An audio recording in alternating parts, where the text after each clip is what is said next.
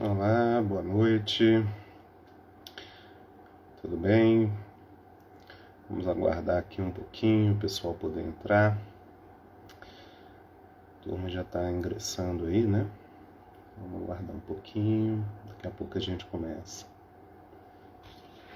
Espero que estejam todos me ouvindo bem, né? Acho que a conexão tá boa aqui. Qualquer coisa a gente sai e entra de novo.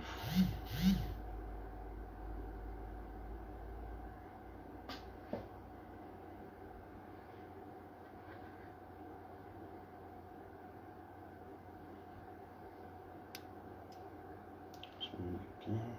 Beleza.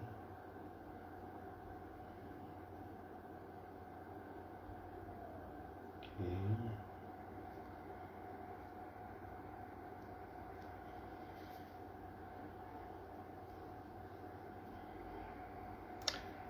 Grande Wellington, meu aluno, tudo bom?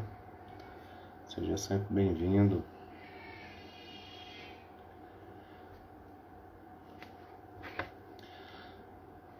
Tenho acompanhado aí seus passos na advocacia. Parabéns, viu? Muito orgulhoso aí do seu trabalho, da sua formação. Parabéns. Muito bom. Então vamos começar, acho que já são 19h30, né? Vamos lá. Bom, pessoal, nosso bate-papo hoje, né? Ele vem aqui tratar das duas medidas provisórias que foram editadas, né, a medida provisória 1045 e a medida provisória 1046. Ambas medidas provisórias foram editadas agora no dia 27, né, publicadas no dia 28, e traçam aí algumas medidas para a manutenção do emprego e da renda dos trabalhadores em razão desse momento especial que vivenciamos, que é o momento da Covid-19, né?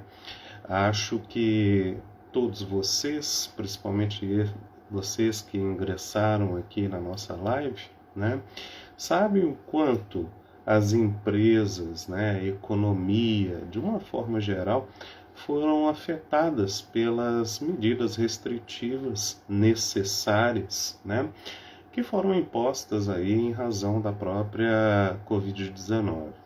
Há algum tempo eu falo que não há economia que vai valer, né, a perda de tantas vidas assim. Então sabemos que as medidas que foram empregadas foram sim medidas necessárias, mas é de fato, né, que elas têm alguns reflexos muito danosos à figura da economia, à figura do mercado de trabalho, né, da manutenção do emprego e da renda. Toda vez que estou dentro de um banco acadêmico, estou conversando com os meus alunos e vou discorrer sobre o direito do trabalho, eu sempre enalteço, né, a grande necessidade de entendermos que, apesar do direito do trabalho ser, sim, um sistema protetivo da figura do trabalhador, hipossuficiente numa relação jurídica, esse instituto ele não existe sem a figura do empregador, né? Há uma necessidade de manter e prover a figura do empregador e das empresas, exatamente como uma necessidade de manter a própria figura do direito do trabalho vigente, né? Então, essas políticas que foram adotadas, né, agora, essas medidas provisórias, são medidas provisórias muito importantes, né, para contribuir aí num alívio, na manutenção ou até mesmo num resgate dessa figura da viabilidade empresarial e também da própria manutenção dos postos existentes de trabalho. É claro, a gente não pode deixar de mencionar, né, que talvez essa medida provisória ela tivesse que ter sido adotada, né, em períodos anteriores, né? Sabemos hoje, principalmente no estado em que estamos, que é o estado de Minas Gerais, né, que os períodos de maior concentração e de maior impedimento de circulação de pessoas e mesmo exercício de atividades, ele se deu nos tempos passados, né? Agora nós estamos numa fase de ainda, né, de abertura das novas regras de mercado, né? Empresas agora elas voltam a funcionar, né? A gente vê aí o comércio voltando à atividade. Então, muito embora necessário, eu entendo que talvez essa medida provisória ela tenha chegado num tempo errado, né? É como se fosse aquela piadinha do Rubinho Barrichello, né? Ela está chegando agora e o fato aconteceu no passado, né? Bom, pessoal, fazendo uma leitura atenta desses dois dispositivos, né, que foram editados, dessas duas normativas que foram editadas, tanto a medida provisória 1045, tanto quanto a medida provisória 1046, nós podemos dizer o seguinte: olha, ela é uma releitura do passado, né? É como se a gente tivesse em 2021 revivendo e relembrando memórias de 2020, né? Não tivemos alterações tão substanciais assim do que foram apresentadas, né, nas medidas provisórias 936, né, que regulamentaram praticamente o programa, né, de manutenção de emprego e renda que vigorou lá em 2020. Okay? No entanto, nós vamos aqui então tratar desses aspectos, rememorar alguns deles, né, para poder entender como que funciona essas premissas aqui. Bom, a primeira coisa, nós vamos começar de forma cronológica. Vamos começar pela medida provisória 1045. Essa medida provisória ela institui, né, o novo Programa Emergencial de Manutenção de Emprego e Renda. Ela enfatiza a figura do novo porque este programa já existiu em 2020, né? Então ela institui ali o novo Programa Emergencial. Aqui com um cuidado muito especial, achei isso interessante na medida provisória, né, não cometendo os mesmos erros até do passado.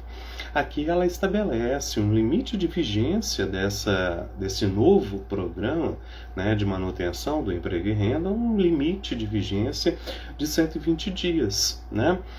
Limite esse de vigência que se coaduna, né, com o limite de vigência da própria medida provisória, né? Nós sabemos que uma medida provisória ela dura, né, ela tem prazo de validade, ela precisa de ser confirmada pelo Congresso Nacional para ser convertida em lei. Caso ela não seja convertida em lei num prazo máximo, né, de 120 dias, ela caduca, né, ela perde a sua validade. Então, neste aspecto, né, essa nova medida provisória, a 1045, ela atualiza a vigência da medida provisória anterior, do último programa. Ela estabelece um prazo de duração desse programa por 120 dias. Por que diferente? Porque a medida provisória anterior, né, as duas que vigoraram anteriormente, elas vinculavam muitas vezes a sua duração ao decreto legislativo número 6, né, editado pelo Congresso Nacional, que instituiu, né, o estado de calamidade pública e de emergência nacional. E esse prazo ele era superior, né, porque reportava ao fim do ano de 2020, então ele era superior ao prazo de duração das medidas provisórias, né? Então essa qualidade ela foi observada por esse novo texto. Indo direto ao ponto, né, quais que são os objetivos dessa medida provisória 1045? Primeiramente, preservação de emprego e renda.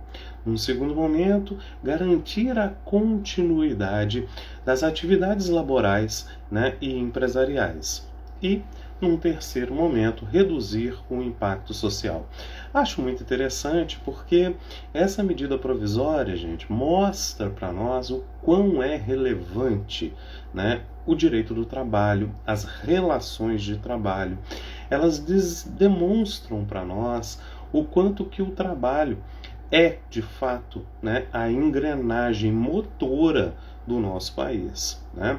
É através do trabalho que nós temos uma distribuição de renda. Nós fazemos a engrenagem do país girar, né, com a distribuição de renda entre as principais pessoas que estão dentro deste país, né?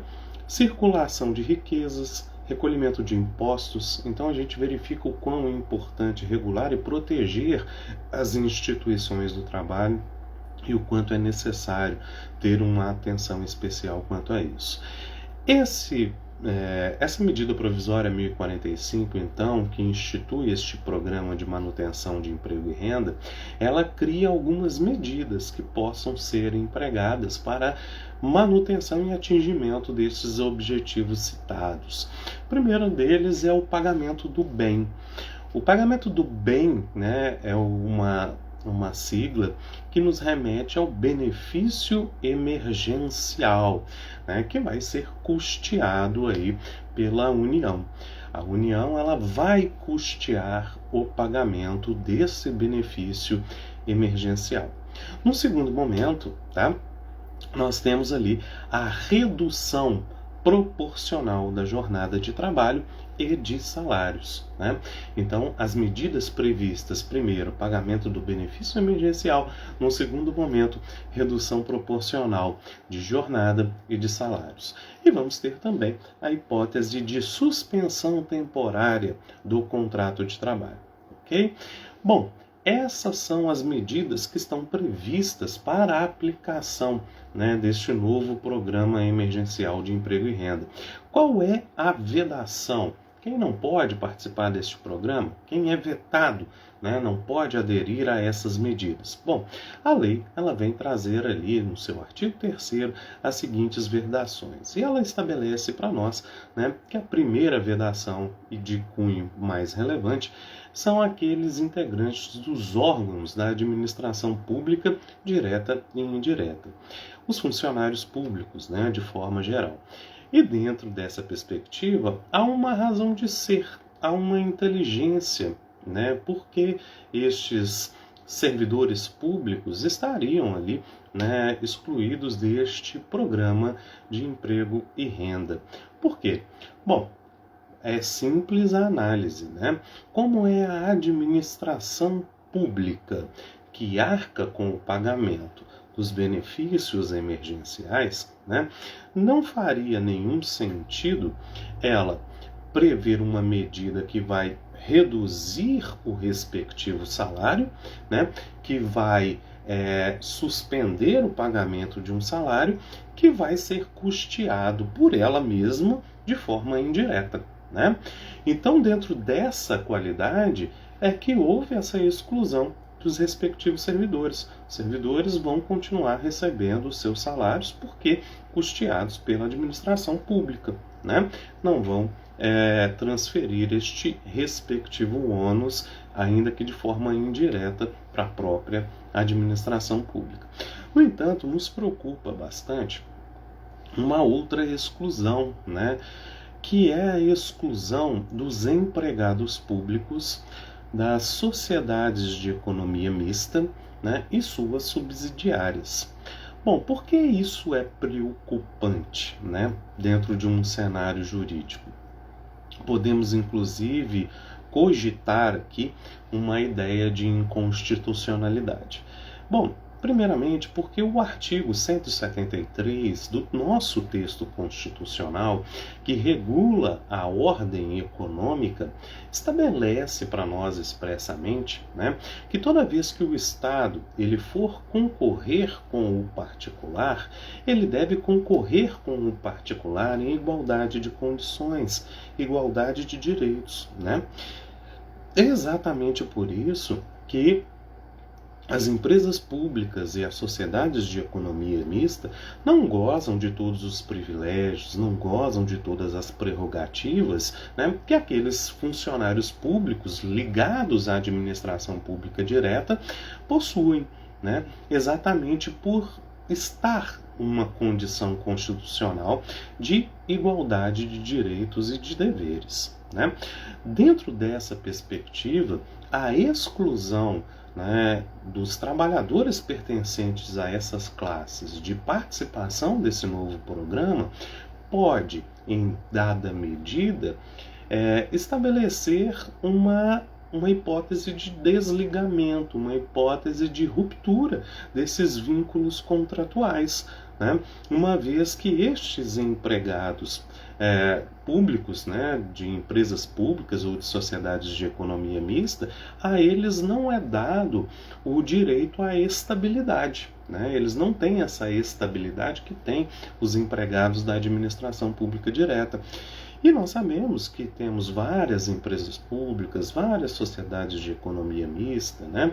Nós temos a Caixa Econômica Federal, que é um exemplo claro, né, de empresa pública. Nós temos aqui em Minas Gerais a MGS, né, que presta aí um serviço e tem uma gama muito grande de funcionários, né? Todas essas são também, de igual modo, afetado com a ideia da pandemia, dessa situação emergencial qual vivenciamos, no entanto, estarão excluídas deste benefício emergencial de emprego e renda. Né? E nós vamos excluir também, por força da disposição normativa, os órgãos internacionais. Então, consulados, né? Essas premissas, esses organismos internacionais presentes em nosso território, eles também estão excluídos aí deste programa de manutenção de emprego e renda. Né? Muito bem, pessoal.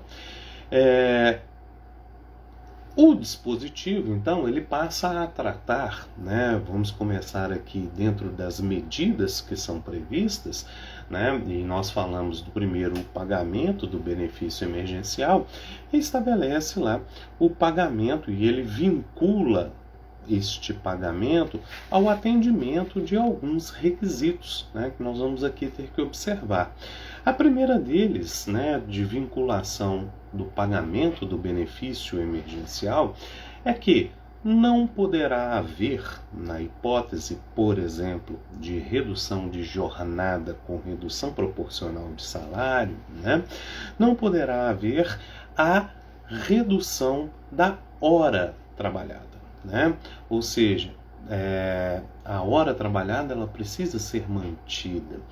Se for haver a redução salarial, de igual modo e de tal maneira, deve ocorrer a redução proporcional da jornada de trabalho. E também, né, se for a opção empresarial, ela tem que haver a hipótese da suspensão do contrato de trabalho. Em outras linhas, em outras palavras, o benefício emergencial, o bem, ele somente será pago em duas situações: quando houver de fato redução da jornada de trabalho acompanhada com a redução do respectivo salário, e 2, quando houver a suspensão do contrato de trabalho. Somente nessas hipóteses é que o benefício emergencial será pago. Aqui, para quem é do setor de contabilidade, né, para quem está aí da perspectiva empresarial, é muito importante falar sobre data do início de pagamento, né, quando que isso vai acontecer. O início do pagamento, ele acontece, né, com o início da redução ou com o início da suspensão. É como se a lei estabelecesse ali um cronograma a ser seguido. Primeira fase é celebração do acordo. Né? Há uma necessidade de celebração de um acordo com o trabalhador, seja por via convenção ou acordo coletivo, ou em algumas hipóteses, a gente vai ver daqui a pouco, né, por meio de acordo individual de trabalho. Ok? Então, a primeira fase, celebração do acordo. Num segundo momento, né, terá o empregador um prazo da celebração do acordo para comunicar né, aos órgãos do Poder Executivo, né, o Ministério da Economia, que este acordo foi firmado. Somente com a comunicação efetiva do acordo firmado é que teremos ali, né, a possibilidade de registro para pagamento do benefício emergencial. Ok? Esse prazo a ser observado pelo empregador é um prazo de 10 dias, contados da celebração do acordo. O benefício emergencial ele é pago 30 dias após, ok? Então, após a celebração, a comunicação, teremos ali o pagamento, né, desde a data do início, 30 dias após, desde que essa comunicação tenha sido feita no prazo de 10 dias. Se o empregador firmou o acordo com o trabalhador, mas demorou a comunicar o Ministério da Economia, né, por meio dos mecanismos que serão estabelecidos, se houve morosidade nessa comunicação, será o empregador responsável pelo pagamento dessas parcelas, ok? Do crédito, né, da diferença ali existente até a data do recebimento, né, do implemento ali deste benefício emergencial. Ok? Então o empregador ele acaba assumindo o ônus da sua própria morosidade, o que é algo extremamente razoável, isentando aí a união de pagamentos retroativos. Ok? Muito bem. Dentro dessa perspectiva, tá, a manutenção deste benefício emergencial é vinculado, portanto, à vigência do programa, que, como dissemos, terá um prazo máximo de 120 dias. 120 dias tanto para a hipótese de redução, né, da jornada de trabalho, quanto também para a hipótese da suspensão da jornada de trabalho. O Ministério da Economia ele vai regular a forma, né, como será realizada esta comunicação. Provavelmente, dada a experiência já vivenciada, serão utilizados os mesmos mecanismos, né, adotados no último programa emergencial, talvez com alguma melhoria, com alguma novidade. A medida provisória estabelece que toda a comunicação será realizada, né, de forma eletrônica, mediante ali os registros por certificado digital. Muito bem, pessoal. Quanto ao pagamento da parcela, né, que se refere ao benefício emergencial, quanto será custeado? Como que será pago? Né? A primeira coisa que nós vamos entender é que o benefício emergencial ele utiliza como base, né, para o seu pagamento a tabela que regula o seguro-desemprego, ok? Então nós sabemos que a tabela que o seguro-desemprego ele não recupera a integralidade salarial do respectivo trabalhador, principalmente para aqueles que possuem salários mais elevados, né? E é essa mesma tabela que será utilizada para pagamento dos benefícios emergenciais, aplicando sobre a tabela, tá, o mesmo percentual de redução, no caso da redução da jornada de trabalho, com redução proporcional do salário, tá, e no caso da suspensão dos contratos de trabalho, o pagamento ali é em 100%, ok? Nós temos aqui ainda, né, que mencionar ainda sobre a figura do pagamento do benefício emergencial, que muitas vezes, então, o trabalhador, né, ele não vai conseguir recuperar os seus ganhos habituais mensais, né? Vamos imaginar que ele tem uma redução de 70% de seu salário, né? Tem ali uma redução de 70% do seu salário. E o salário dele é um salário mais elevado, né? No momento em que for fazer o cálculo do seguro-desemprego, há uma limitação máxima a ser paga, aplicando ainda o percentual de 70% sobre o benefício emergencial que seria pago, haveria ainda mais uma redução nesse percentual máximo, né? Consequentemente, a redução empregada, né, e o pagamento do benefício não consegue chegar no valor salarial percebido, né, por este trabalhador. Isso acontece com todos os trabalhadores? Obviamente que não, né? Existem trabalhadores, principalmente aqueles que estão muito próximos, né, à faixa máxima pago ao benefício de seguro-desemprego, que com a redução da sua jornada mais o pagamento do benefício emergencial estariam ali percebendo igual, né, a matéria, igual o valor que recebiam mensalmente. Tá? Então esta é uma característica interessante, né? Isso vai afetar de uma forma mais incisiva quem tem maiores salários, né, de uma forma menos incisiva aqueles que percebem ali na faixa máxima da tabela do seguro-desemprego, ok? São todas as pessoas, todos os empregados que vão fazer jus a esse benefício emergencial? Obviamente que não. Tá? A lei estabelece ali algumas condições. Tá? Primeiro deles, ela vem trabalhando aqui a exclusão para aquele ocupante de cargo público. Né? Quando a gente faz a leitura dessa norma, a gente acha que essa ideia ela é quase que inócua, né? Porque uma vez que a administração pública direta, né, a indireta, as empresas públicas e as sociedades de economista foram excluídas, tá, da percepção, a gente acredita que por esta razão eles não seriam beneficiários do benefício emergencial. Mas, pessoal, quero dizer para vocês que existem outras situações. Eu vou dar um exemplo característico que pode, inclusive, ser hipótese, né, de alguns dos telespectadores aqui desta live. Imaginemos você na condição de professor de um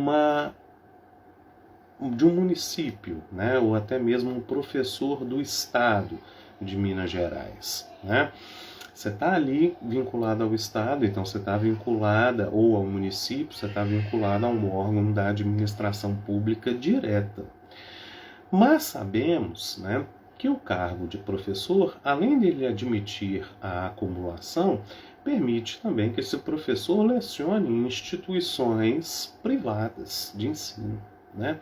Então nós teríamos um professor, por exemplo, né, que dá aula numa escola municipal ou estadual, mas que também leciona na rede privada de educação. Né? E aí há uma hipótese ali, né, de redução, por exemplo, da jornada de trabalho com redução proporcional do salário. Esse professor que teve a sua jornada reduzida poderia, né, receber o benefício emergencial? Nós já vimos aqui que há uma vedação, né? Existe uma vedação ao ocupante do cargo público. Tá? E aqui, dois entendimentos possam ali ser estudados, né? A norma não previu isso e talvez haverá a necessidade ou de interposição de um recurso ou até mesmo de judicialização da matéria, né? Nós teremos ali a primeira hipótese do benefício não ser pago, né, porque a norma previu que, por ser ele ocupante do cargo público, já está excluído desta previsão, né? Ele não poderia receber de nenhum modo, né, o benefício emergencial, ou, né, dada a possibilidade de acumulação de cargos, e isso é previsto na própria, aqui nós vamos ver, na própria medida provisória, que admite, por exemplo, se você tem 2 empregos de cunho seletista, né, que você receba o benefício emergencial por estes 2 empregos, caso as medidas sejam adotadas, que neste caso, então, né, ele só não receberia o benefício emergencial em razão do cargo público que ocupa, mas poderia recebê-lo em razão do cargo seletista. Tá? a ver, né, como dissemos, a medida provisória foi recentemente publicada, vamos verificar como será o tratamento. Pode ser que no regulamento isso seja algo a ser tratado de forma diferente. Num segundo momento, nós vamos falar que é vedado o pagamento do benefício emergencial àqueles que estão em gozo de benefícios de prestação continuada, né? E a lei expressamente faz ali referência, tá, ao Instituto, a Lei 8.213, estamos falando do plano, né, de pagamento ali dos benefícios previdenciários. Sabemos que o benefício de prestação continuada, ele prevê outras instituições, inclusive de cunho assistencial, que é, por exemplo, o benefício assistencial ao idoso ou ao portador de deficiência. Mas, acredito, esses estão excluídos porque este benefício ele é pago em razão da própria a própria dificuldade da pessoa de prover a própria subsistência, né? Então, a gente estaria falando de um indivíduo que está em atividade, tá? Então, já estaria excluído os benefícios assistenciais. Estamos aqui, então, tratando de benefícios exclusivamente previdenciários, tá? A lei ela estabelece essa exclusão do benefício do bem, né, desse benefício emergencial para quem está em gozo de benefícios de prestação continuada. E faz essa legislação referência ao artigo 124 da Lei 8.213, o que é interessante, porque esse artigo 124 da Lei 8.213 ele regula aquelas hipóteses de cumulação de benefícios, né? E nessa ideia não estaria excluído do bem, né, aquele que, por exemplo, recebe o benefício de pensão por morte, né?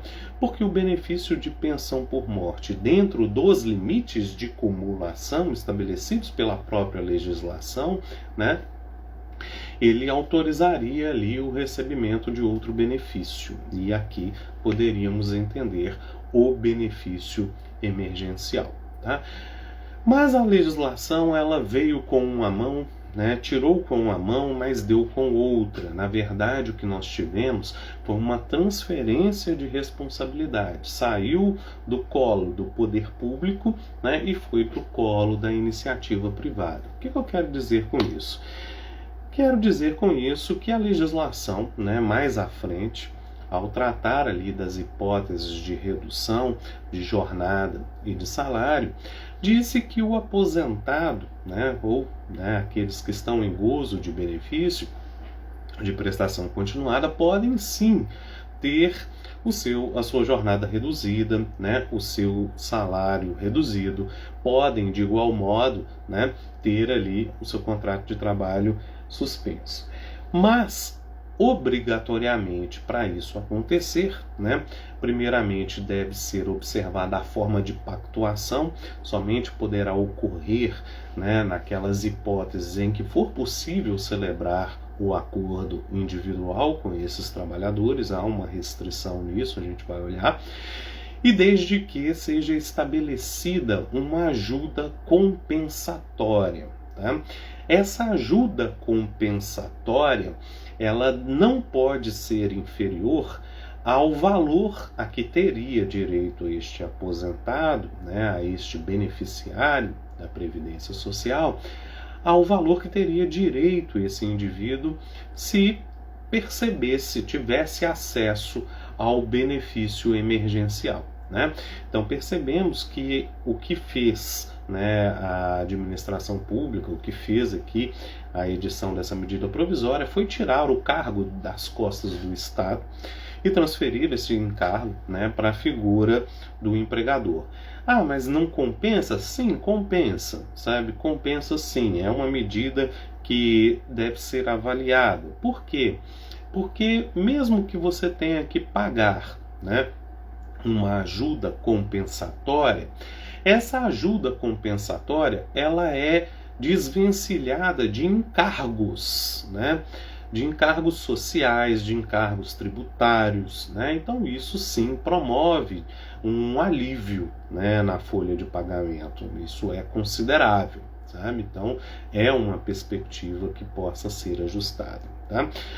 Embora a percepção do seguro, do benefício emergencial não exclua, né, o indivíduo de perceber o seguro-desemprego quando, por exemplo, for desligado de seu emprego, né?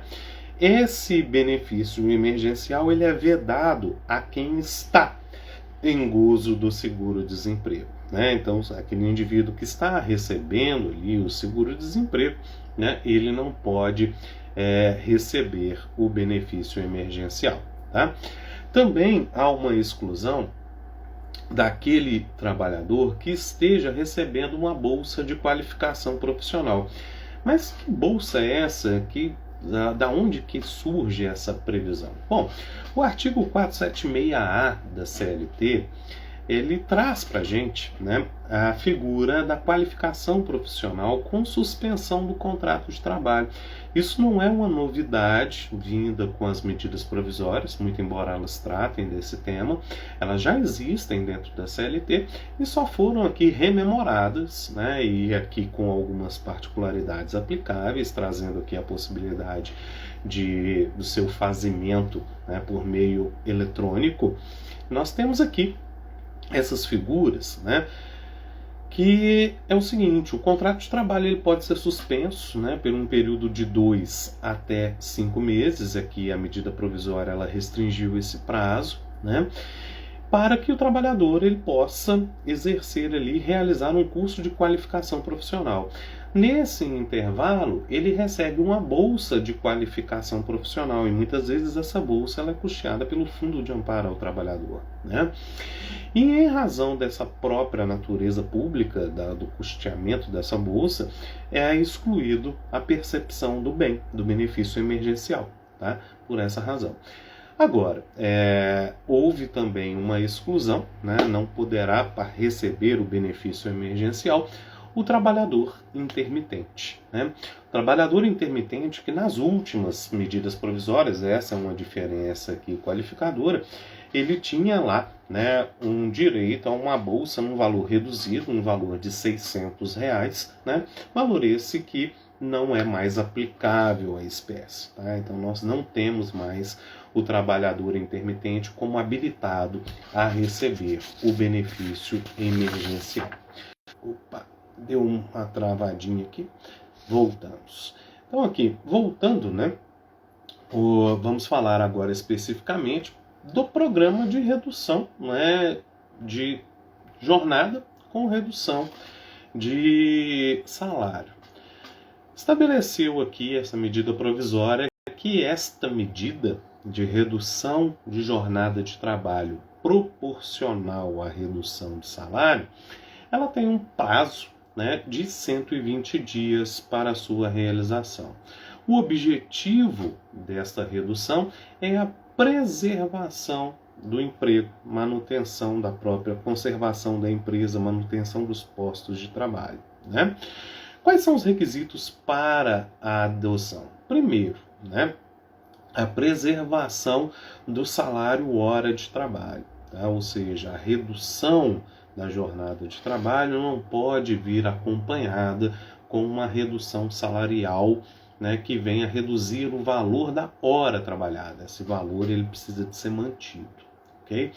Ou seja, nós vamos ter a manutenção durante o tempo em que o trabalhador, né, vai estar prestando serviço, haverá a necessidade de conservação do valor daquela hora trabalhada, ok? Então não há redução ali do salário hora trabalhada.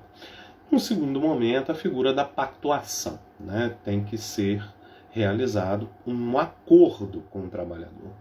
Este acordo ele pode acontecer por 3 vias, tá? Quais são as vias? Negociação coletiva para todas as hipóteses. Então, em qualquer hipótese é admissível a negociação coletiva. E quando eu falo em negociação coletiva, eu me refiro a 2 instrumentos. A convenção coletiva, que tem um parâmetro mais geral, né? E vamos ter o acordo coletivo, em que são acordos específicos entre uma empresa ou grupos empresariais, né, e a entidade sindical, né, entidade representativa da classe, ok? E nós vamos ter ali os acordos individuais. Os acordos individuais, obrigatoriamente, sempre celebrados por escrito, ok? Então nós temos dois requisitos, a pactuação, né, a preservação do salário-hora e a pactuação. Vamos ver aqui, né, porque a negociação coletiva, como já dissemos, pode ser aplicada a qualquer trabalhador. No entanto, o acordo individual ele tem algumas limitações, né? Não são todos os trabalhadores que vão poder celebrar acordo individual. Quando eu falo acordo individual, pessoal, para quem está me assistindo, é aquele acordo feito entre o empregador e o trabalhador. É aquele acordo interno, dentro da empresa, você e seu empregador, ok? Bom, quais são essas limitações a este acordo individual? A primeira limitação se refere ao salário, tá? Os trabalhadores que percebam até R$ 3.300 podem celebrar o acordo individual, né? Então, quem ganha, né, quem ofere uma remuneração até R$ 3.300 pode celebrar acordo individual diretamente com o empregador, ok? E os hipersuficientes. Nossa, que figura é essa? Quem são esses hipersuficientes? Bom, esses hipersuficientes, trabalhadores hipersuficientes, são aqueles que possuem duas características específicas. Primeiro, uma característica, né, que se refere aos seus ganhos habituais, né? O trabalhador hipersuficiente é aquele que ofere a remuneração superior ao dobro do teto dos benefícios pagos à Previdência Social. Então nós estamos falando de algo em torno hoje de R$ 12.000. Né? Acho que está um pouquinho acima, chegando a R$ 13.000. Tá? Então, a esses trabalhadores que recebem o dobro do teto dos benefícios pagos à Previdência Social, eles são considerados trabalhadores hipersuficientes, tá? Pelo vínculo da remuneração, mas precisam ter uma outra característica, precisam ter uma formação de nível superior, ok? Então, o trabalhador com formação de nível superior e que ganha o dobro do teto da Previdência Social, ele pode celebrar o acordo direto com o empregador. Então, são duas classes, trabalhadores até 3.300, trabalhadores hipersuficientes.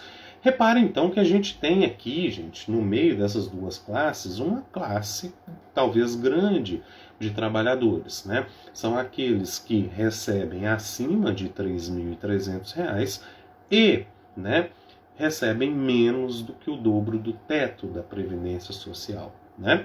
Então nós temos ali uma classe, tá, interessante de trabalhadores que não podem celebrar acordos individuais para reduzir os salários deles, né, com redução proporcional de jornada, ou suspender os contratos de trabalho desses trabalhadores somente por via acordo coletivo, né, ou negociação coletiva. Vou fazer uma observação. A legislação disse o seguinte: esse pessoal que está aqui no meio dessas duas classes, tá? Eles podem celebrar o acordo individual desde que seja para a suspensão desde que seja para a redução da jornada e de salário até 25%. Em outras palavras, se a redução da jornada de trabalho com redução de salário for, né, até 25%, qualquer trabalhador pode celebrar acordo individual, ok? E também aquele trabalhador que, em razão da redução da jornada ou em razão, né, da suspensão do seu contrato de trabalho, ele não vai sofrer nenhuma perda financeira. Isso significa o quê? que eu tenho que verificar? Qual é o valor que continua sendo pago pela empresa, nos casos apenas de redução? Qual é o valor que vai ser pago a título de benefício emergencial e se existe alguma outra ajuda compensatória da empresa. Se, analisando esses 3 parâmetros, verificar-se que o trabalhador, fazendo o acordo, ele continuará ganhando o mesmo salário que ganhava quando estava em atividade, ele está autorizado a fazer o acordo individual, mesmo fora daquelas hipóteses previstas, entre as duas classes, ou seja, aqueles que ganham menos de 3.300 e aqueles que ganham o dobro do teto e têm uma formação de nível superior. Então, nessas duas características, todos eles podem fazer acordos individuais. Aqui, pessoal, eu sempre gosto de fazer uma consideração, de muita relevância, que embora essa questão do acordo individual para redução de jornada e de salário tenha sido manifestada pelo Supremo Tribunal Federal no julgamento da liminar que foi dada pela inconstitucionalidade da própria legislação, da própria medida provisória que tinha sido editada, e no plenário o Supremo Tribunal Federal disse da constitucionalidade daquela medida, nós teríamos que analisar no primeiro momento que a inconstitucionalidade ela foi manifestada no julgamento da liminar. Não houve julgamento de mérito sobre essa conjuntura. E sabemos que as decisões jurídicas elas podem ser tomadas em um momento e depois, com uma análise mais cautelosa, ela pode mudar essa sua perspectiva. Quantas vezes não vimos aí o Supremo Tribunal Federal decidir de uma forma em caráter liminar, mas quando da apreciação do mérito, decidir de outra maneira. E isso é bastante preocupante por conta do seguinte: hoje nós vivenciamos um estado de pandemia, hoje nós vivenciamos um estado de emergência, mas as relações que nós estamos celebrando hoje, as tratativas que nós estamos celebrando agora, elas serão julgadas, elas serão avaliadas mais à frente. Talvez num estado mais sóbrio, num estado em que não estamos vivenciando mais essa situação calamitosa, é aquela chamada, vamos olhar a paisagem pelo retrovisor do carro, estamos olhando então para o passado. Talvez as medidas elas sejam tomadas de uma forma diferente, as decisões sejam encaminhadas de uma forma diferente. E nós, de fato, temos a previsão constitucional de que redução de jornada e redução de salário ela deve perpassar pela assistência sindical, ela deve perpassar pela essa base, por essa instituição sindical. Então, fica uma recomendação para aqueles que gostam de cautela, fica uma recomendação que mesmo que você, empresário, vá celebrar ali um acordo individual para suspensão ou para redução da jornada de trabalho, peça ao profissional que cuida do seu jurídico, que cuida da sua contabilidade, para levar este acordo para a homologação ao sindicato. As instituições sindicais elas têm atuado nesse período, não têm se negado a fazer a celebração desses acordos, pelo menos aquelas entidades sindicais mais sérias, e isso vai lhe trazer um conforto maior naquela tomada de decisão. Pelo menos aquilo que, ainda que numa hipótese eiva esse acordo de uma nulidade pela inconstitucionalidade, isso estaria de fato superado. ok? Ainda, né, nós temos aqui essa previsão, as reduções de jornada e de salário, pessoal, elas podem ser aplicadas aí aos trabalhadores com a exceção, com a observação daquela característica do aposentado e estabelece a própria previsão normativa da medida provisória 1045, que ela também é aplicável às gestantes, né? Inclusive se elas forem domésticas, né? O trabalho doméstico, tivemos ali gestantes, né? Tivemos gestantes nas empresas, elas também podem participar do benefício emergencial.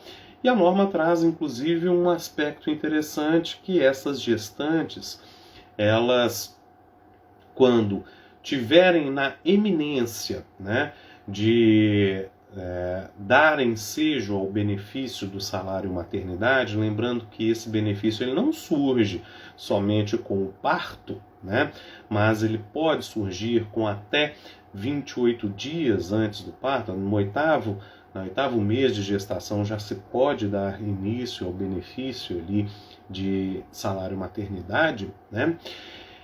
O valor desse benefício ele deve ser idêntico ao salário percebido pela trabalhadora antes de adesão ao programa emergencial, né?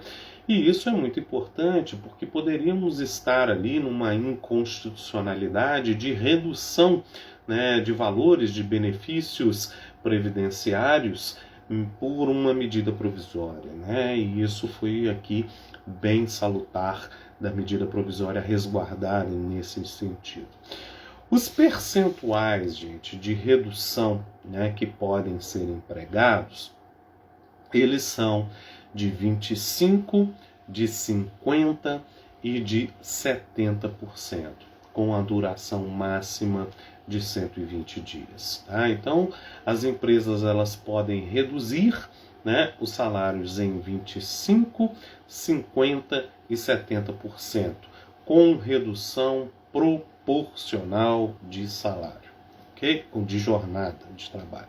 Então, tenho a redução de salário, tenho que ter a redução proporcional da minha jornada de trabalho. É para isso que se destina este programa, ok?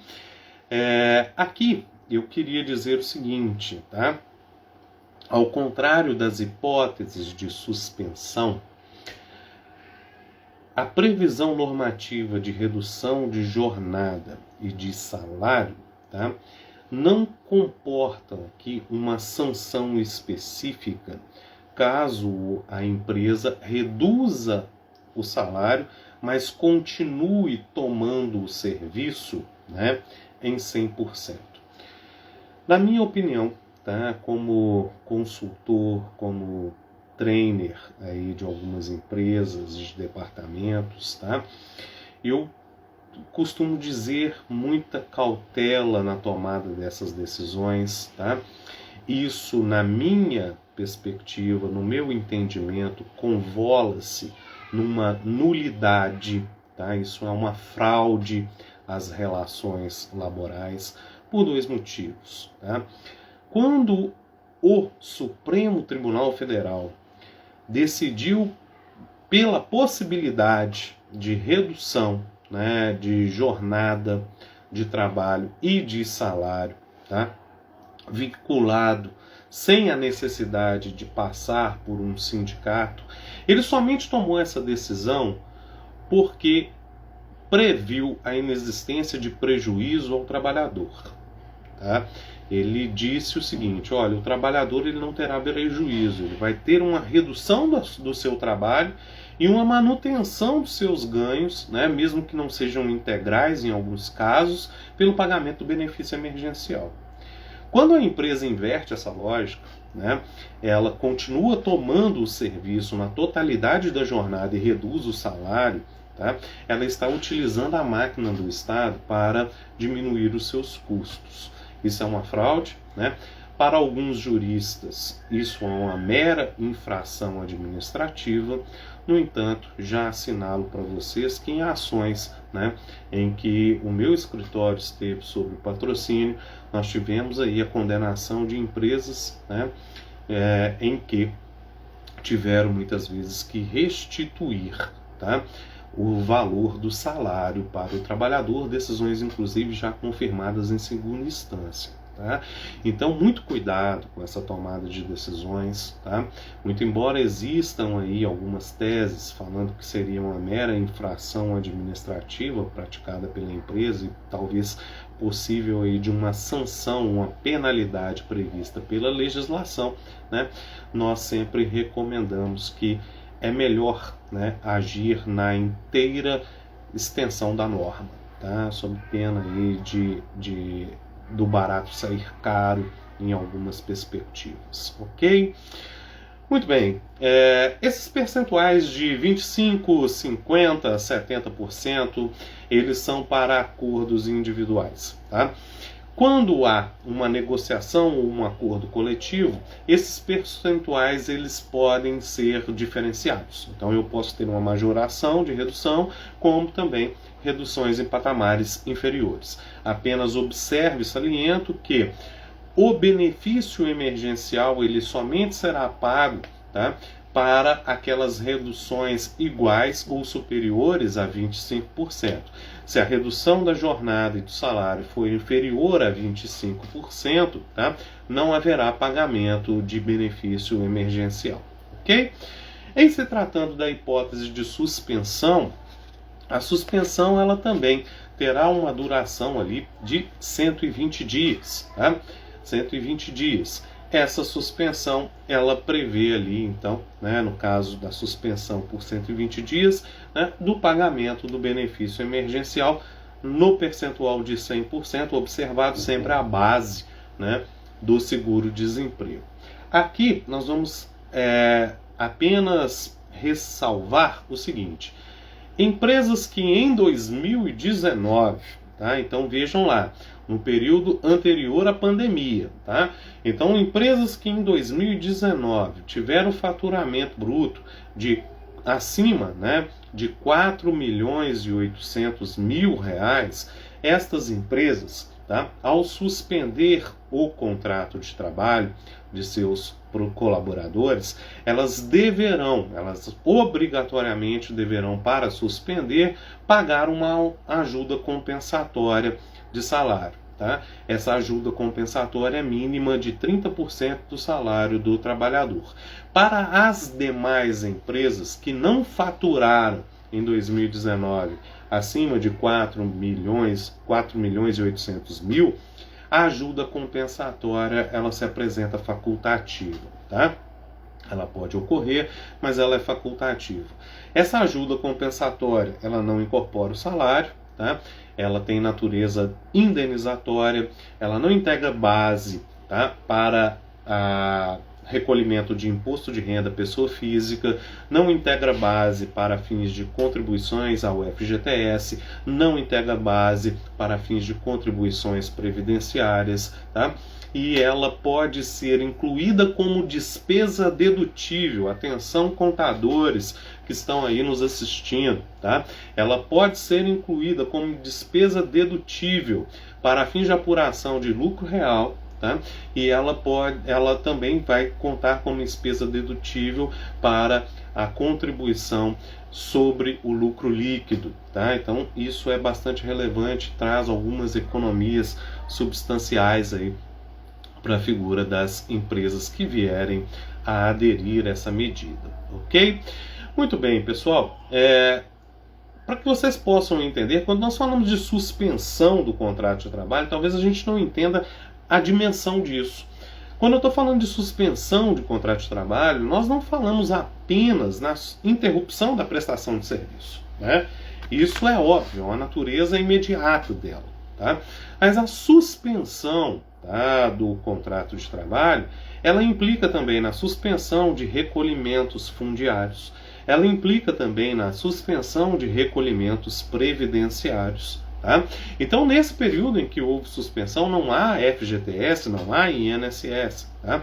De modo que também não haverá alguns impostos que incidem sobre a prestação de serviço desses trabalhadores. Então há de fato um time, né, um bloqueio ali naquela prestação de serviço e com os custos também desta prestação de serviço. Hipótese até, né, regulamentada pela própria medida provisória é que para que o trabalhador não tenha então esse buraco, né, no seu tempo de serviço, ele possa inclusive vir a contribuir para a Previdência Social na figura ali de contribuinte facultativo, né? Ele pode ali estabelecer como contribuinte facultativo as suas contribuições à Previdência Social, ok? Diferentemente das previsões de redução de jornada e de salário, aqui a medida provisória expressamente, tá, gente?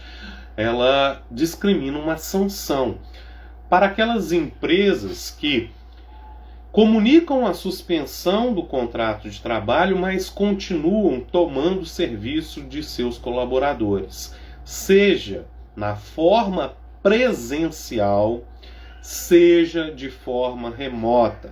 Atenção, tá? Empresa que suspendeu o contrato de trabalho, suspensão de contrato de trabalho exige suspensão da tomada de serviços, ok? Exige a suspensão da tomada de serviços. Quais serviços? Todos, ok? Então, tem que haver a suspensão do serviço presencial, tem que haver a suspensão do serviço remoto, ok? Não dá para manter nenhum deles, ok? E aqui a sanção é expressa. Se ficar constatada a realização, prestação de serviços neste período, o empregador deverá pagar ao trabalhador os salários devidos neste período, ok? Então, como, olha, perspectiva sancionatória, tá? O empregador ele tem que pagar os salários deste período. E o benefício emergencial que o trabalhador recebeu neste período, tá? O empregador, talvez, né, numa fiscalização, tenha que devolver, inclusive, esse benefício emergencial à figura do Estado, será responsabilizado nessa figura.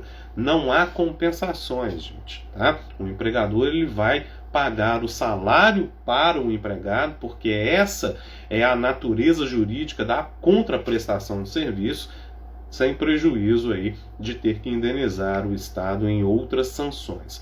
Além das penalidades previstas na própria legislação, né, e das multas convencionais previstas em acordos ou convenções coletivas que podem existir neste período. Tá? Muito importante, pessoal, o seguinte, pode ser, né, como a gente já enfatizou aqui no início da nossa live, que essa medida provisória ela vem aí no carro do Rubinho Barrichello, né? Ela chega com um pouco de atraso, não falo que ela não deixa de ter a sua importância, mas ela chega com um pouco de atraso, né, para nós. E dentro dessa perspectiva pode ter acontecido, né, de já ter negociações coletivas regulando aí suspensão ou regulando, né, a própria redução de jornada e salário. Em face dessa medida provisória, novas negociações coletivas possam ser ali realizadas, pode haver uma repactuação, tá, em razão da medida provisória, inclusive para adesão a esses institutos. Tá? Pode acontecer também, ok? Da medida provisória, tá? Da medida provisória ser editada, o trabalhador fazer, né, um acordo individual com o seu empregador dentro dos limites que ali estão estabelecidos, né? E dentro dessa perspectiva, posteriormente, houver um acordo, uma convenção coletiva em que conflite com esse acordo individual, tá?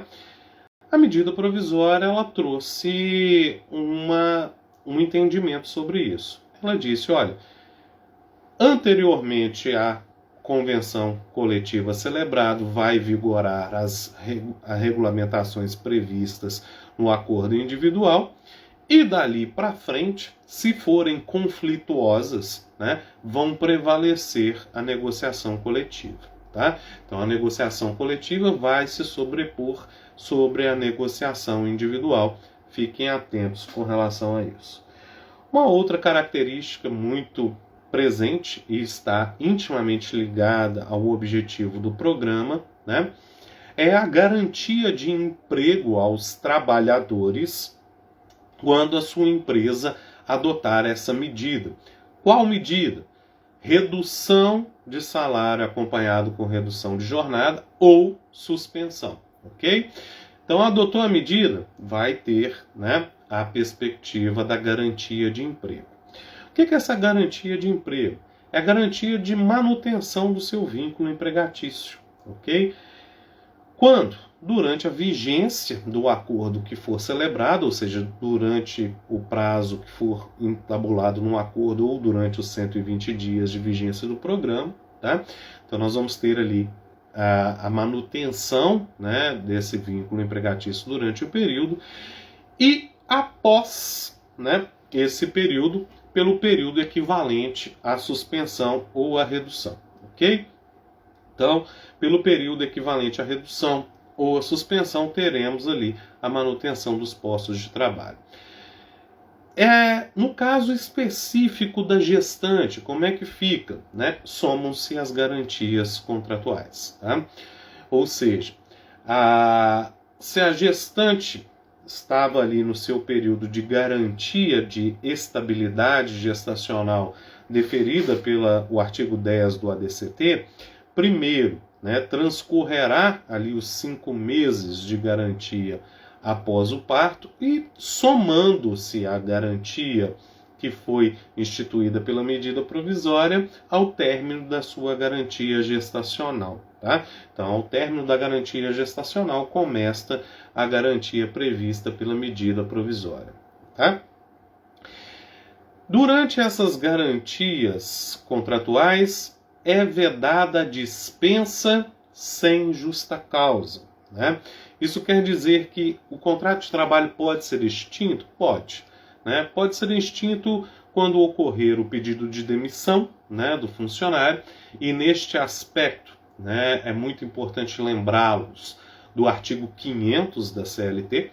O artigo 500 da CLT ele prevê expressamente que todo trabalhador que possui uma garantia de emprego ao pedir demissão, para a validade dessa demissão, tem que haver a homologação sindical. Né? Então, neste caso de demissão, pedidos de demissão, né? O pedido ele deve ser levado à homologação ao sindicato profissional da categoria para que tenha a sua validade jurídica. Né?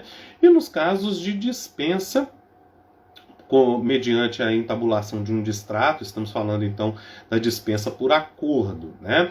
Que é quando os trabalhadores trabalhador e empregador entram num acordo para a sua dispensa, previsão consubstanciada no artigo 484A, né, da CLT. Nós temos ali essa previsão normativa. Tá? E nos casos de dispensa por justa causa, aí neste caso não há previsão de garantia empregatícia. Se o trabalhador ele for dispensado na vigência da sua garantia, né, automaticamente já se prevê uma indenização, né, o que de fato ali tende a desvirtuar um pouco esse instituto da garantia, porque muitas vezes a empresa pode fazer ali uma ideia de análise econômica da situação, né? Então, para aqueles trabalhadores, né, que tiveram uma redução igual ou superior a 25%, mas inferior a 50%, será pago a título de indenização 50% do seu salário durante o período da garantia contratual que ele teria. Essa indenização será, né, de 75% do salário quando a redução ela for superior a 50% e inferior a 70%. Tá? E será de 100% do salário quando a suspensão e houver a suspensão do emprego, né, ou a redução igual ou superior a 70%. Ok? Muito importante, pessoal, o seguinte: nós tivemos aí a previsão dessa medida provisória, 1045, né, mas não podemos esquecer que tivemos, né, as medidas provisórias anteriores, a própria lei, né, 14.020, que regulamentou o Instituto do Programa de Emprego e Renda, e nela também estabeleceu lá garantias de emprego. Então nós podemos estar num momento de transição, né? Podemos ter trabalhadores que tiveram suspensão e redução, né, no programa anterior, estão nesse momento agora, né, em numa situação de garantia de emprego, tendo seus contratos de trabalho mantidos, e agora uma nova medida provisória. Então a empresa ela pode aderir a esse novo programa. Nesse caso, tá, o que falta da garantia de emprego em razão do programa anterior vai ser suspenso, ok? E vai ser adicionado, tá? Porque vai haver uma adição, tá? À garantia do novo contrato que agora está sendo entabulado, desse novo acordo que está sendo entabulado. Então, os prazos dessa nova garantia serão adicionados do que faltava, né, a completar em termos de garantia previstos lá da Lei 14.020, ok? Então, temos que tomar cuidado. Se a empresa demitir, né, durante a vigência da medida provisória, ela vai pagar uma multa, né? Nós temos aí a garantia, tá? Então, se a pessoa pedir demissão, ela renuncia. Nos casos nos casos aqui, né, de dispensa por justa causa, não há previsão de garantia, né? Nos casos também de demissão acordada, não há previsão da garantia. Então, o contrato de trabalho tem algumas hipóteses que vai poder ser extinto, né? A restrição aqui é na dispensa por parte do empregador de forma imotivada, né? Nós temos ainda algumas situações, né, previstas na legislação, que é, por exemplo, a situação da fiscalização, né? Nós vamos ter ali a fiscalização para a regularização dessas situações. Sempre importante lembrar aqui que a norma jurídica, né, tanto no caso de suspensão quanto no caso de redução, traz uma obrigação de fazer para o empregador, né, que, para além de comunicar o Ministério da Economia para que os trabalhadores venham receber o benefício emergencial, há uma necessidade de comunicação aos sindicatos profissionais da categoria, tá? Essa comunicação ela também deve ocorrer no prazo de 10 dias. Tá?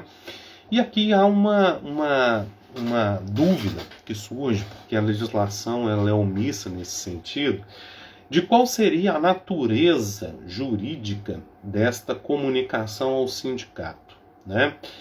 Ela seria uma comunicação meramente procedimental, sem nenhuma sanção, né?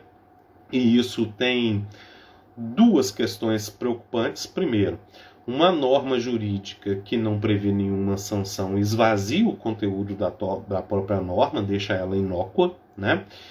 E num segundo momento também desvaloriza, né, essa proteção sindical, tá? Desvaloriza o instituto dos sindicatos.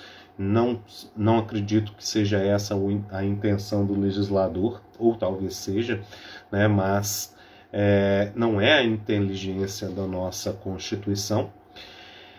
A ausência da comunicação, ela pode ensejar analogicamente nas mesmas previsões previstas na ausência de comunicação do Ministério da Economia, ou seja, não realização dos pagamentos e o empregador ser responsável por estes pagamentos, poderemos ter nessa situação, ou nós podemos ter uma mais gravosa, né, que é a nulidade dos acordos firmados, né? mediante a não comunicação, ainda que posterior, do próprio sindicato. E isso, fazendo anulação desses acordos, teríamos aí, né, o direito de indenização destes trabalhadores durante o período. Tá? Haverá a necessária fiscalização de todo o período, né, para verificar o cumprimento regular desses acordos que estão sendo aqui celebrados, né? O não atendimento desses requisitos legais importa na aplicação de sanção e penalidades, sem a necessidade ali de uma dupla visita, né, da respectiva administração, e a dupla visita é quase que uma regra nas fiscalizações inerentes às relações de trabalho. Fica dispensada a dupla visita e, constatada irregularidade, vai ser lavrado o auto de infração. E nós temos aqui, né, uma previsão normativa no artigo 20 dessa medida provisória, excluindo expressamente, né, a aplicação do facto príncipes, né, ou seja, aquele fato do príncipe, né, que a gente tem percebido aí em inúmeras ações que estão discutindo, né, a previsão ali da suspensão das atividades comerciais decorrentes aí da própria pandemia. Tá? Vários advogados ainda insistem na aplicação do fato do príncipe sobre a perspectiva, né? E isso foi modificado. E você percebe, inclusive, na própria redação normativa, né, que o trabalhador ele evita, o legislador ele evita agora utilizar os termos calamidade, né? Eles estão utilizando os termos estado de emergência, né? Muito para já mudar esse panorama que tem se tentado levar à responsabilização dos gestores públicos, né, pela própria suspensão desses períodos. Pois bem, pessoal, essas são as principais considerações acerca da medida provisória, né, 1045. Aqui a gente não tem nenhum objetivo de esvaziar o conteúdo da medida provisória, né, mas simplesmente trazer os seus pontos mais relevantes. Tá? E nós temos uma segunda medida provisória, né, que é a medida provisória 1046. Essa medida provisória ela vem trazer ali alternativas trabalhistas para o enfrentamento, né, desta pandemia. Essas alternativas que aqui estão postas, né, elas estabelecem ali um prazo também de 120 dias para a duração. Estabelece como objetivos dessa medida provisória a preservação do emprego, a sustentabilidade do mercado e o enfrentamento das consequências, né, geradas ali pela pandemia. Novamente, a gente precisa de enfatizar, né, que essa medida provisória também veio no carrinho do Rubinho Barrichello, né, da Lei 1046, até porque as previsões, né, que ela estabelece, elas são previsões normativas que agora, né, com a retomada de algumas atividades, de alguns setores, né, ela vem ali se tornar um tanto quanto inócua. Né? Agora os trabalhadores estão voltando à atividade presencial. Né? Então talvez ali seja meio atrasado esta medida provisória. Claro que, né, Deus me livre e permita que isso não aconteça se houver um agravamento da pandemia e uma necessidade durante os próximos 120 dias de restrições, né, novamente, de medidas, talvez a medida provisória ela seja um tanto quanto mais útil nesse momento. Tá? Quais são as medidas principais a serem tomadas? Primeiramente, a figura do teletrabalho. Né? O que é o teletrabalho? É aquele trabalho que é realizado fora das dependências da empresa e que não se confundam com a figura do trabalho externo. Né? O que é o trabalho externo? Aquele trabalho que somente se desenvolve fora do ambiente laboral, como, por exemplo, a figura dos motoristas. Né?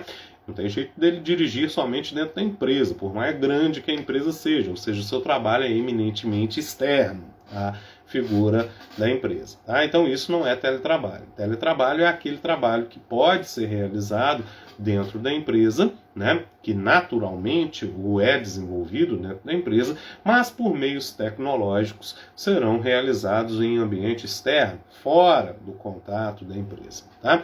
Esse teletrabalho é prerrogativa do empregador, né? A tomada de decisão pelo teletrabalho ela é do empregador, né? Então ele pode fazer por setores da empresa, ele pode fazer por departamentos da empresa, né? A única recomendação é que se priorize para a figura do teletrabalho, para essas medidas de enfrentamento, aqueles que estão, né, vinculados ali às classes de risco, né, aquelas áreas, aquelas pessoas que estão ali mais afetadas ou mais sensíveis à figura da pandemia. Ok?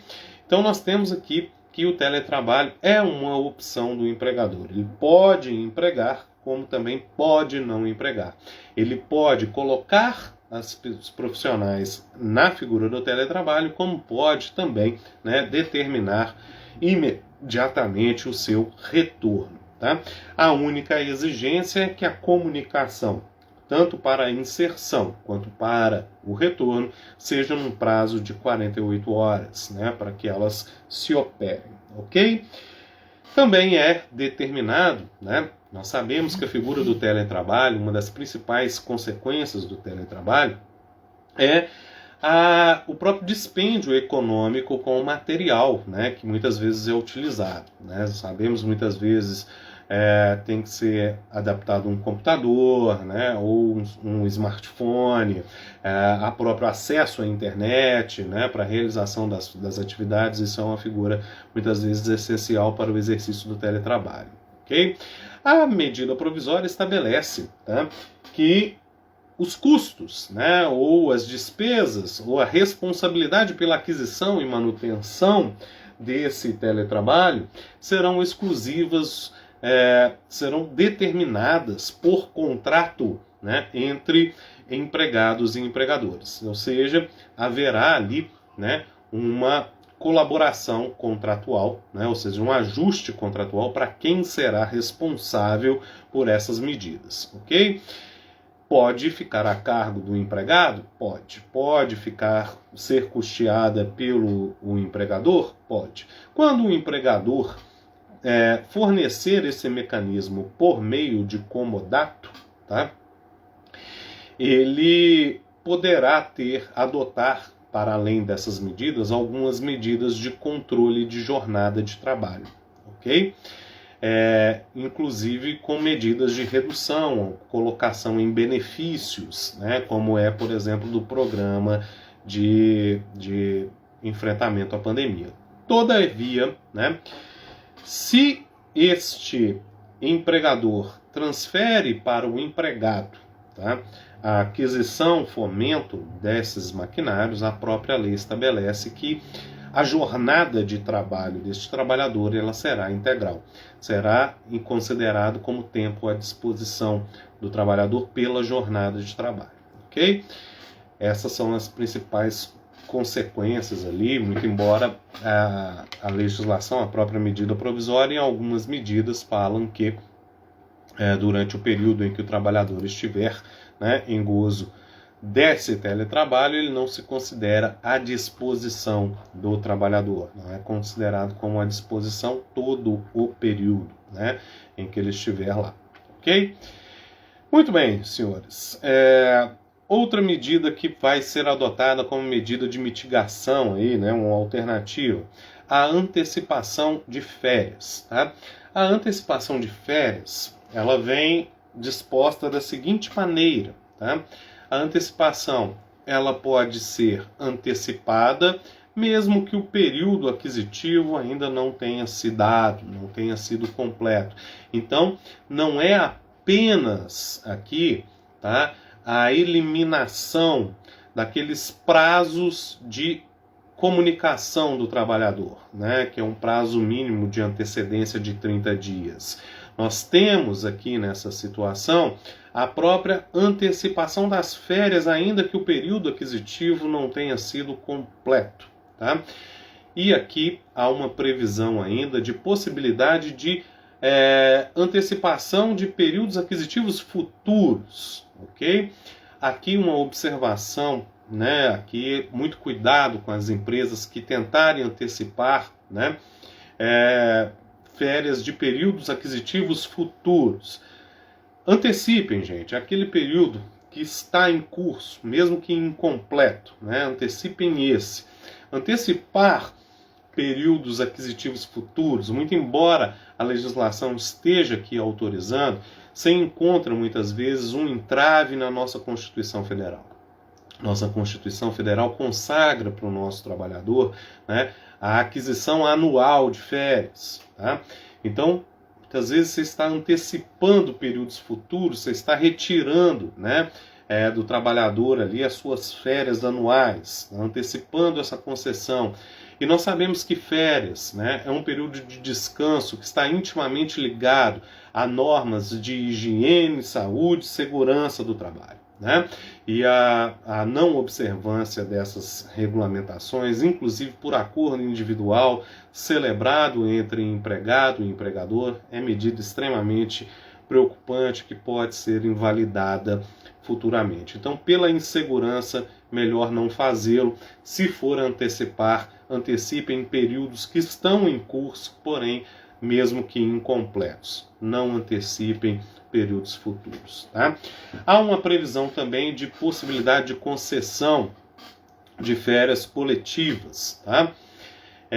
E dentro dessa perspectiva das férias coletivas, nós vamos ter ali a eliminação dos prazos, né, que estão estabelecidos em lei para a sua aplicação, exigindo apenas um prazo de 2 dias de antecedência para a sua aplicação. Ok?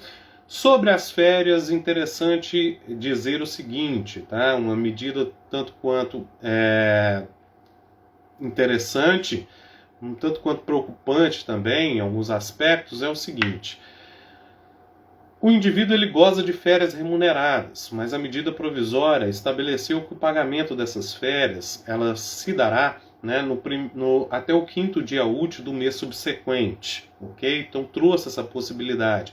Então, no caso do trabalhador, ao invés de ter antecipação do seu pagamento para gozar as férias com o salário que foi antecipado, né, ele não vai entrar de férias, ficar sem salário e receber esse salário, né, somente no 5º dia útil do mês subsequente, ok? Isso é para que a empresa não tenha o dispêndio econômico da antecipação dessas férias. Diferiu-se também a possibilidade de pagamento do terço de férias, né? Um terço de férias ele pode ser pago juntamente com a gratificação natalina, né? Lá no dia 20 de dezembro. Tá? Então pode ser pago lá na gratificação natalina o terço de férias. Tá? Mediante concordância do empregador, poderá também ser realizada aquela venda de férias, né? Aquela venda de um terço das suas férias. Pode ser realizado? Pode, mas o pagamento desse 1/3 de férias também foi diferido para ao término da gratificação natalina. Pode ser pago antes? Pode, né? Mas o empregador tem até o prazo para pagamento da gratificação natalina, desses terços de férias, né? Seja um terço constitucional, seja da venda das próprias férias. Tá? Houve aqui também, né, a possibilidade de aproveitamento e a antecipação de feriados. Tá? Nessa perspectiva, o que se diferiu da medida provisória anterior é que incluiu-se aqui a antecipação de feriados religiosos, sem a necessidade de anuência ou concordância do empregado. Isso é uma tomada de decisão exclusiva do empregador. Trouxemos também a previsão do banco de horas. Banco de horas que pode ser para contabilização de horas negativas, né? Então, ao invés de suspender o contrato de trabalho, eu ajusto com o trabalhador, né, que ele não vai prestar serviço durante determinado período, e essas horas elas serão computadas, né, incluídas num banco de horas, né, e ficarão ali negativas, podendo ser compensadas e restituídas a este empregador, né, posteriormente dentro de um prazo de até 18 meses, né, mediante a realização de horas extras até o limite de 2 horas, até a 10ª hora diária, né? E também podendo ser realizadas, inclusive, em finais de semana, ok? Há também aqui uma suspensão de exigências administrativas de segurança e saúde do trabalho. Poxa, professor, em tempo de pandemia vai vai suspender essa exigência? Calma, não estamos falando daquelas exigências para, né, a realização ali, as próprias seguranças inerentes à pandemia, né, inerentes ali à figura dessa situação especial que vivenciamos. Estamos falando de algumas medidas de cunho administrativo, como, por exemplo, a realização dos exames ocupacionais, né? Quando do ato ali de dispensa do trabalhador houve um diferimento dela, né? Os cursos de treinamento, né, que são uma obrigatoriedade, houve um diferimento desses cursos. Então, não são todas medidas, apenas algumas delas. E para finalizarmos, houve ali, né, o diferimento do pagamento do fundo de garantia por tempo de serviço. Então, as prestações, né, inerentes a abril, maio, junho e julho, elas foram diferidas, né, para pagamento posterior. Então, vamos lançar à frente o pagamento dessas contribuições referentes a este período, podendo, inclusive, este período ser parcelado sem a incidência de juros e multa. Tá? Nos casos de dispensa do contrato de trabalho, tendo um empregador adotado essas medidas, o que nós precisamos de observar? Primeiro, né, se houve antecipação das férias, mas não houve o pagamento delas, esse pagamento tem que ser realizado na rescisão, incluindo o terço de férias, né, que tem a possibilidade de seu diferimento até o prazo da gratificação natalina. Tá? Se houver, né, a suspensão do pagamento do FGTS ou seu parcelamento, né, durante esse período, feita a dispensa do trabalhador, todas essas regras elas são antecipadas. Tá? Elas são antecipadas, né, ou seja, os prazos de vencimento são antecipados, sem juros e sem multa, mas eles terão que ter o seu pagamento de forma imediata. Tá? E, por fim, se o trabalhador tiver, né, as suas férias antecipadas e ele recebeu todas essas férias, né, no ato de sua dispensa, aquele prazo, aquele valor a maior recebido pelo funcionário, ele será descontado de suas verbas rescisórias. Ok? Em síntese, pessoal, foram essas as previsões normativas de maior relevância, também tratadas aí pela medida provisória 1046. Como disse antes, né, não temos o objetivo aqui de esgotar as tratativas inerentes a essa matéria. Tivemos como intenção dessa live apenas apontar, né, quais são os caminhos que estão sendo oferecidos pelas medidas provisórias, quais são os pontos sensíveis e onde nós precisamos ter alguma preocupação, né, com relação às medidas previstas para ter maior segurança jurídica. E eu espero muito ter contribuído com vocês, né, ter contribuído aí com os objetivos que tinham aí com essa live, né? Vou deixá-la salva aqui no IG da Marchiori Advocacia. Peço, né, que por gentileza sigam aí o nosso IG para outras novidades, tá? Muito obrigado a todos. Quero agradecer aí os meus alunos que sempre estão aí presentes. Obrigado, Wellington, tá? Pelas dedicações aí. Camila, né? Muito dedicada. Nayara, muito obrigado aí o pessoal que nos assiste e sempre nos recebe com bastante carinho, tá? Obrigado, gente. Boa noite a todos. Agora eu vou ali, né, tomar um vinhozinho que faz parte, né? Um abraço a todos. Até mais.